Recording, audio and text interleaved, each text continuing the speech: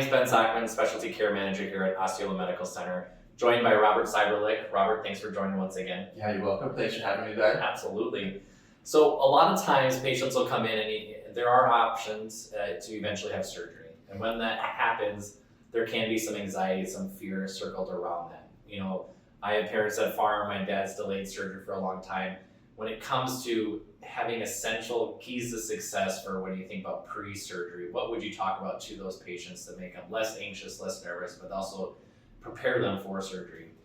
Yeah, preparation is key for sure. We see patients come through all the time who have had shoulders done or hips and knees replaced, and those who are prepared do much, much better in the recovery for sure. To talk about the pre-surgery process from a rehab perspective, I would say that doing your exercises that are within the pre-op joint booklet that hopefully you're given during that process are extremely important. So these are going to be really simple, basic exercises. They're going to kind of help prepare you for what to expect after surgery in terms of your rehab and recovery. But it's going to get you used to the movements, and it's going to help to strengthen some of the key muscles around those joints, improve your range of motion heading into surgery, and really just give you the best chance of success in your recovery. Some other things that are really important are just making sure that you have like your care team established and you have kind of roles divided out by who's going to help with what. So obviously after surgery, you're not going to want to be standing and cooking meals, for extended periods of time, or even your laundry or your lawn care and things like that. So making sure you have people around to help you is super important. Yeah, that's great advice. Oftentimes we get so focused on the surgery itself, we think about or forget about preparation for that surgery. So those are great advice. So we have patients that successfully go through surgery, and then there's this feeling of relief, this feeling of celebration, but there is a lot of work that follows after surgery. So talk about, again, essentials from your perspective to have a successful recovery from a total joint replacement.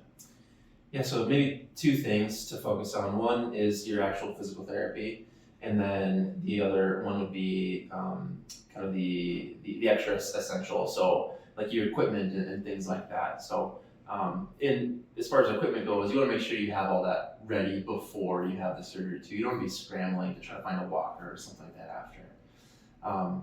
So walkers is going to be important. A cane is going to be important. Those things are going to be tools that you use to help get around and ambulate.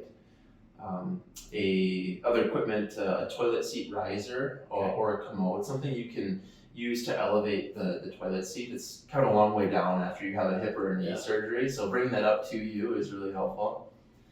Showering is another thing that maybe can get overlooked sometimes, and so throwing a chair in a shower chair in there, or if you have a tub shower combo, you can get a transfer bench where you sit down on the outside of the shower and you just kind of scoot in.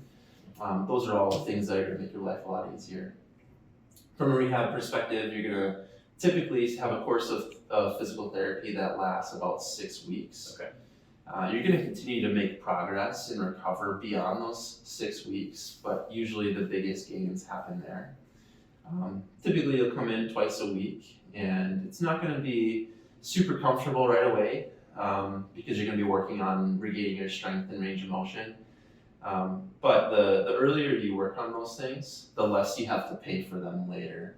So your therapy after surgery is really something where you get out of it exactly what you put in. Are there patients that often feel like after a couple of weeks, I feel strong enough, I don't have to come back to therapy? What would be your advice to those patients to say, hey, I know that's maybe how you feel, but I would recommend sticking to those 6 weeks because of what? Yeah, it really comes down to just trying to educate them on how to have really a successful surgery experience. All the research would say that it takes about 6 weeks of therapy to maximize your outcomes.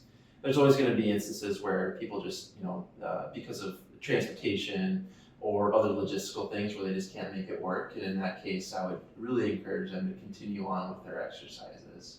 At their home. At their home, yeah. Absolutely. Robert, as always, appreciate the insight. For all our past videos, viewers, please look down in the link comments below and have a wonderful day.